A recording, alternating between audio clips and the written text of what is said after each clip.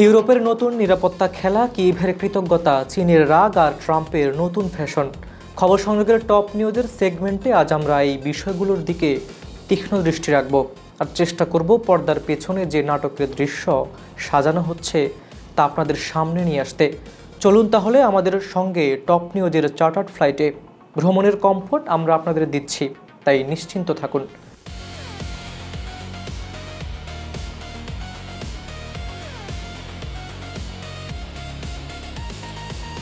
রাতের অন্ধকার যখন ইউরোপের শহরগুলোকে ধীরে ধীরে আচ্ছন্ন করছে, তখন বিশ্বের রাজনীতির মঞ্চে ক্রমশ গড়ে উঠছে নতুন কৌশল, নতুন হুমকি আর নতুন চ্যালেঞ্জ। যুদ্ধ, কূটনীতি, অর্থনীতি, এমনকি শীতের সোয়েটার, সবকিছুই যেন এই আন্তর্জাতিক নাটকের অংশ। আর এই নাটকের মূল চরিত্ররা জার্মানি, ইউক্রেন, যুক্তরাষ্ট্র, রাশিয়া, চীন, জাপান এবং কখনো কখনো ট্রাম্পের সোশ্যাল মিডিয়ার স্টাইল, সবাই একসঙ্গে একই মঞ্চে। জার্মানি বহুদিন ধরে নিজেকে নিরাপত্তার দালানহীন বাড়ির মতো ভেবেছে, খোলা দরজা, দুর্বল বেড়া। কিন্তু হঠাৎ করেই চ্যান্সেলর ফ্রিডরিশ মেরজ ঘোষণা করলেন, বন্ধুরা, সময় এসেছে আমরা ইউরোপের সবচেয়ে শক্তিশালী সেনাবাহিনী করব। কেন এমন সাহসী স্বপ্ন? কারোর জন্য তা রাশিয়ার ভীতি, আর কারোর জন্য যুক্তরাষ্ট্রের হঠাৎ বদলে যাওয়া নীতি। যুক্তরাষ্ট্র বলল, আপনাদেরই এখন ইউরোপের নিরাপত্তা সামলাতে হবে। আর জার্মানি নির্ভয়ে বলল, ঠিক আছে, আমরা সাড়া দেব। নতুন পরিকল্পনা অনুযায়ী 2035 সালের মধ্যে জার্মান সেনাবাহিনী হবে 2,60,000, সঙ্গে আরও 2 লাখ রিজার্ভ। স্বেচ্ছাসেবীদের জন্য বেতন মাসে 2600 ইউরো, পুরনো বেতনের চেয়ে 450 ইউরো বেশি।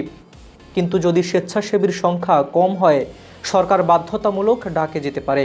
আর 2027 সাল থেকে 18 বছর বয়সী তরুণদের জন্য স্বাস্থ্য পরীক্ষা বাধ্যতামূলক। চ্যাথাম হাউজের মিন্না অ্যালান্ডার মনে করালেন, জার্মানির এই পদক্ষেপ ইউরোপের জন্য অনেক গুরুত্বপূর্ণ।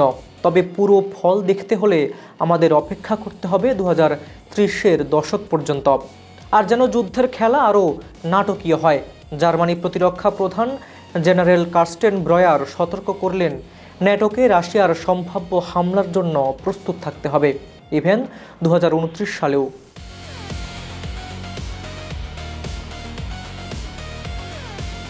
ট্রাম্পের বিতর্ক রাতে টেলিগ্রামে আলোয় জেলেনস্কি লিখলেন, তারা যুক্তরাষ্ট্রের প্রতি কৃতজ্ঞ, বিশেষ করে ট্রাম্পের। জ্যাভেলিন ক্ষেপণাস্ত্র তাদের জীবন বাঁচাচ্ছে। ইউক্রেনের শহরগুলো এখনও গোলাগুলির শব্দে কেঁপে উঠছে, কিন্তু এই ক্ষেপণাস্ত্র যেন এক ধরনের আশার আলো ছড়াচ্ছে। দুপুরে সোশ্যাল মিডিয়ায় ট্রাম্পের অ্যাকাউন্টে ঝড় উঠল, হায়, ইউক্রেনের নেতৃত্বে তাদের প্রচেষ্টার প্রতি শূন্য কৃতজ্ঞতা দেখাচ্ছে। হ্যাঁ, প্রযুক্তির যুগে রাজনীতিও এখন টুইটের মঞ্চে রূপান্তরিত। একের পর এক 28 ক্যারেক্টার, 28 মন্তব্যের তীর ছুটছে। এদিকে জেনেভার কনফারেন্স রুমে 28 দফা যুদ্ধবিরতির পরিকল্পনা নিয়ে আলোচনার গুঞ্জন। যুক্তরাষ্ট্র ও রাশিয়ার তৈরি এই খসড়া ইউক্রেনকে পূর্বাঞ্চলের কিছু এলাকা ছেড়ে দিতে বলেছে, আর সামরিক বাহিনীর আকারও কমানোর পরামর্শ দিচ্ছে। জেলেনস্কি নিজের চোখে সবকিছু যাচাই করছেন। তিনি বলছেন, তারা প্রতিটি পদক্ষেপে সতর্ক। তাদের লক্ষ্য শান্তি, যাতে ভবিষ্যতে আর যুদ্ধ না হয়। গোলাগুলি থামুক, ক্ষেপণাস্ত্রের শব্দ কমুক, আর টুইটের ঝড়ও যেন একটু শান্ত হয়।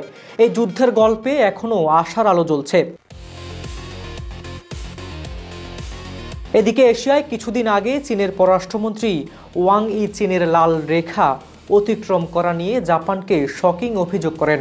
জাপানের প্রধানমন্ত্রী তাকাইচি বলেছিলেন, যদি চীন তাইওয়ানে হামলা করে, জাপান সামরিকভাবে প্রতিক্রিয়া দেখাতে পারে। চীন এবং জাপানের এই দ্বন্দ্ব শুধু রাজনৈতিক নয়, বাণিজ্যিকও। চীনের $125 বিলিয়ন জাপানি আমদানি, বা যুক্তরাষ্ট্রের পরে দ্বিতীয় বৃহত্তম বাজার, এই উত্তেজনাকে আরও জটিল করে তুলেছে। তাইওয়ান বলছে, শুধুমাত্র দ্বীপের মানুষই আমাদের ভবিষ্যৎ নির্ধারণ করতে পারে। চীনের চিঠি জাতিসংঘে নিন্দা করা হয়েছে। জাপানও বলছে, আমরা শান্তি রক্ষার প্রতিশ্রুতি অটুট রাখব।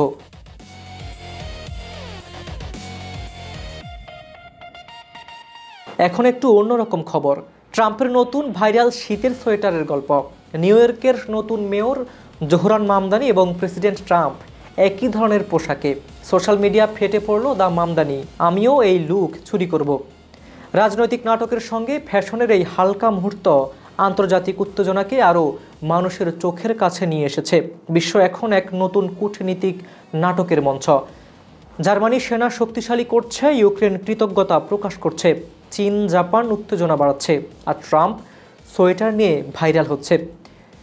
এই সবই দেখাচ্ছে রাজনীতি শুধু পরাশক্তির খেলা নয়, বরং কৌশল, মানবিক অনুভূতি, অর্থনীতি, মিডিয়া আর সামাজিক মনস্তাত্ত্বিক যুদ্ধের এক জটিল মিশ্রণ। পাঠকরা ভাবতে পারে এটা কি সংবাদ নাকি গল্পের মতো নাটক? উত্তর হলো আজকের আন্তর্জাতিক রাজনীতি নিজেই সেই নাটক। আজকের ভিডিওটি যদি আপনাদের ভালো লেগে থাকে অবশ্যই লাইক, কমেন্ট ও শেয়ার করতে ভুলবেন না। খবর সংযোগ ইউটিউব চ্যানেলটি সাবস্ক্রাইব করুন। আপনারা কোন দেশ, জেলা, উপজেলা, গ্রাম এমনকি কোন এলাকা থেকে আমাদের ভিডিওটি দেখছেন তাও আমাদের জানাতে ভুলবেন না। আপনাদের প্রতিক্রিয়াই আমাদের অনুপ্রেরণা।